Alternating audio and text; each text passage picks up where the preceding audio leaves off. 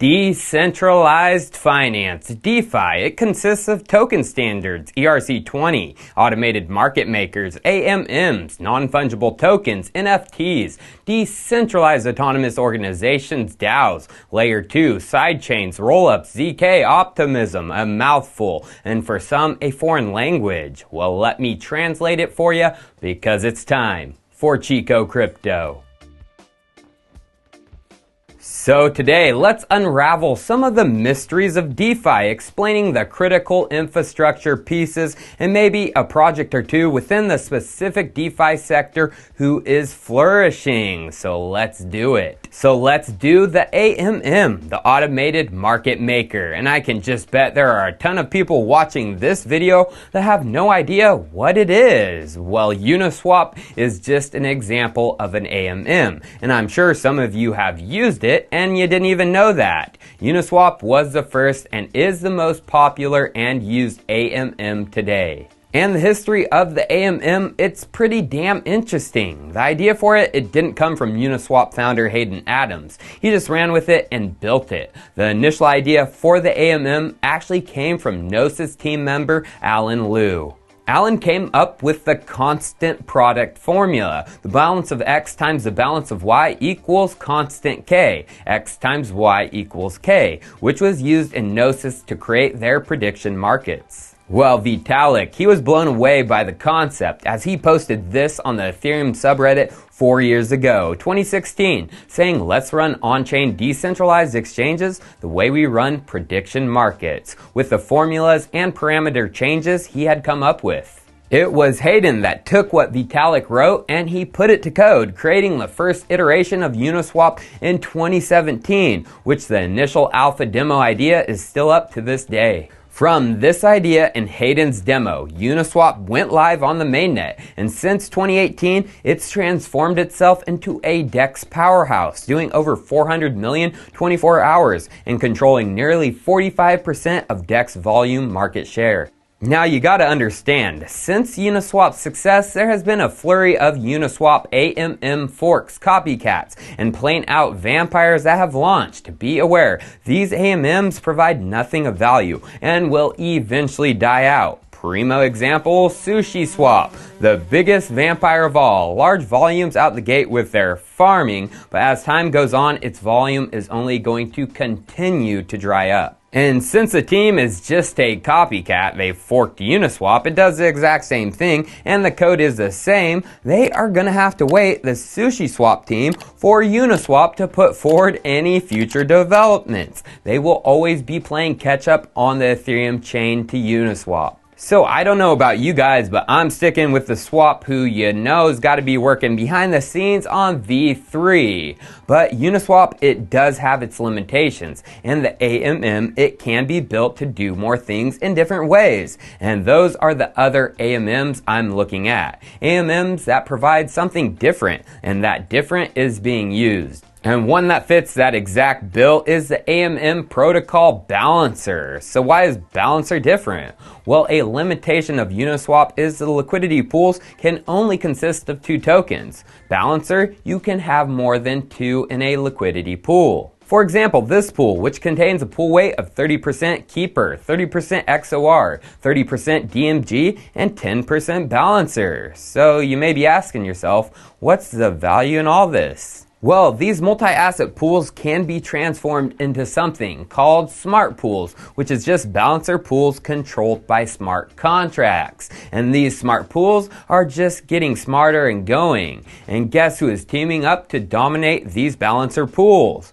PieDAO. In October, PieDAO announced they had received a Balancer grant to work on V2 of the smart pools in collaboration with Balancer. Well, as we can see, these V2 smart pools are out from PieDAO's dashboard. And if you look at PieDAO TVL, a big old explosion in the past week. That's because of what was launched, the BCP, Balanced Crypto Pi, a balancer smart pool, and as we can see from the summary, the most risk-minimized cryptocurrency portfolio. BCP gives equal Bitcoin, Ether, and DeFi exposure in one easy-to-access ERC20 token. The underlying assets in BCP are constantly taking profits and growing your holdings as it automatically rebalances to maintain the set allocation. And that's only possible with Balancer smart pools. And the beauty of the Pi DAO smart pools is it's all powered by their DAO, a decentralized autonomous organization. The assets in it, how fees are distributed with the smart contracts, and more. So, the DAO, another DeFi piece I'm sure some are confused on.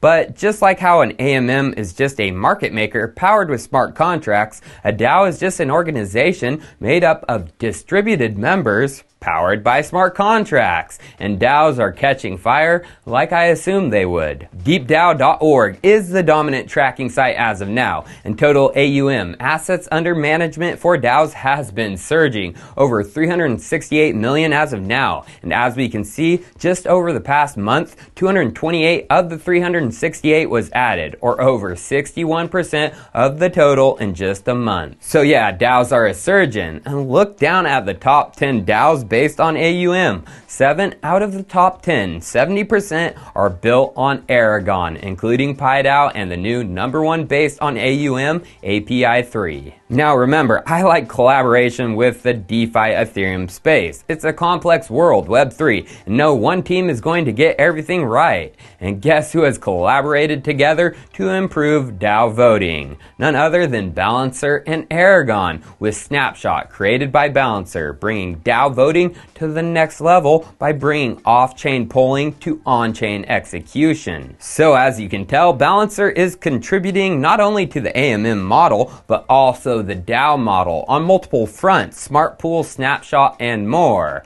And out of all the AMMs out there, do you see any of them doing stuff like Balancer, contributing to things outside their ecosystem? Which makes me think there may be a bigger plan behind Balancer than meets the eye. Now it's time for a short sponsored segment of this video, supported by the team over at Wing Finance. And like always, the full details of our agreement can be found in the description. So what is Wing Finance? Well, Wing is a cross-chain DeFi platform, which has a very, very respectable over 60 million TVL, total value locked up, and it launched only a couple of months ago. And it's cross-chain in that it provides DeFi options for Ontology, Neo, and Ethereum, which is seen from the assets within the Flash Pool, their first product to hit the cross-chain DeFi scene, which has helped them gain that TVL. Users can supply collateral to this Flash Pool and earn interest, but they also earn Wing tokens as incentives. They can also borrow assets by supplying collateral, earning Wing tokens too.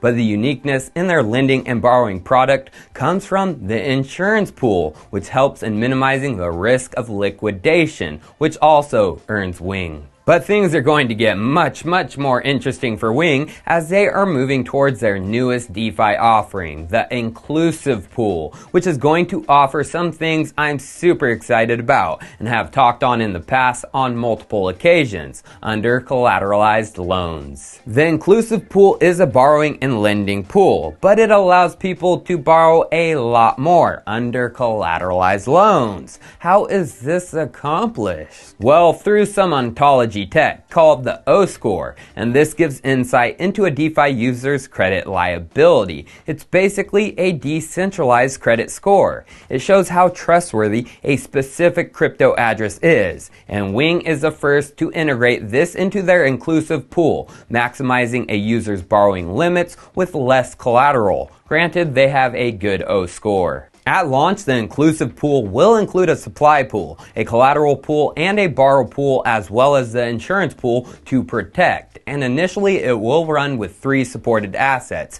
USDC, DAI, and USDT in all the pools, a stable, inclusive pool to begin. And what's awesome is this pool was voted on to move forward with by the Wing DAO, aka token holders of Wing, back in mid-November through the More Than Slick governance dashboard. So that means the inclusive pool launch just might be around the corner, a first in the DeFi space, which means a big old boost in TVL. Now let's get back to the AMM, Automated Market Maker, as there lies opportunities if you can expand upon them, make them better, unique to just a fork of Uniswap. So the history of unique AMMs, it goes like this. Uniswap was the first, 2018. Curve after this, and it was unique in that it was optimized for stablecoin baskets, 2019. 2020 Balancer came out with customizable weights and more. And finally Banker V2 this year as well, allowing liquidity pool providers to supply to only one side of the pool.